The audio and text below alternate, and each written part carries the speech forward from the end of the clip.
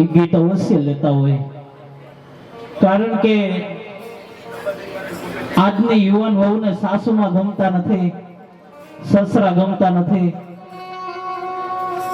એટલા માટે ખાલી એક જ દીકરાના જો મગજમાં વાત ફિટ થઈ જશે ને તો અમારું આ ધમા જાગરણ થઈ જશે. કારણ કે આ મા બાપે ક્યારે પણ ન થયું હોય ને એવું પોતાનું પેટ જ પોતાને નડે છે મારા બાપ.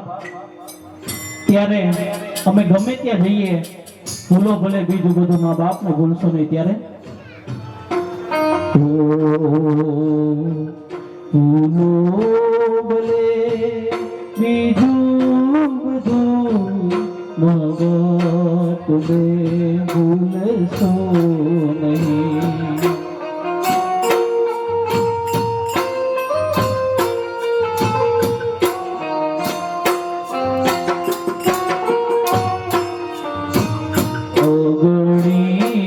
છે ઉપકારી ના એક સરસો નહીં.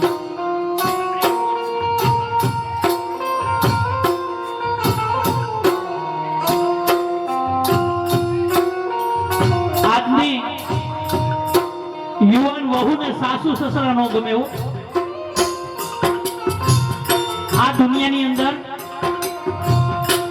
કોઈને વૃદ્ધ મા બાપ ગમતા નથી મારા બાપ. અરે માતાઓ વૃદ્ધ ગમે તેટલું મોટું થાય, ગમે તેટલું ઘટાદાર થાય, એ ફળ નો આપે પણ છાયડો જરૂર આપે. એમ આપણા ઘરની અંદર જીવતો ને જાગતો દીવો જો આપણા મા બાપ હશે ને, એ કઈ કામ નહીં કરે પણ આપણા દીકરા દીકરીનો તો જરૂર ધ્યાન રાખશે મારા બાપ. દીકરીને દાદીમાં નો ગમે. દીકરી 6 વાગે કોલેજ થી આવવાની અને 7 વાગે આવે ને એટલે આ ગઢી દાદીમાં પૂછે કે બેટા કેમ મોડું થયું. એ દીકરીને નો ગમે. દીકરી 6 વાગે કોલેજ થી આવવાની હોય અને 7 વાગે આવે એટલે ગઢી દાદીમાં તરત જ પૂછે બેટા કેમ થયું. એ દીકરીને નો ગમે. અરે કોકનો ફોન આવે ને તો અંદરની રૂમમાં જઈને ઝીણી ઝીણી વાતો કરતી ઓલી ગઢીમાં સાંભળી જાય ને તો તરત જ પૂછે કે બેટા કોનો ફોન હતો. એ દીકરીને નો ગમે.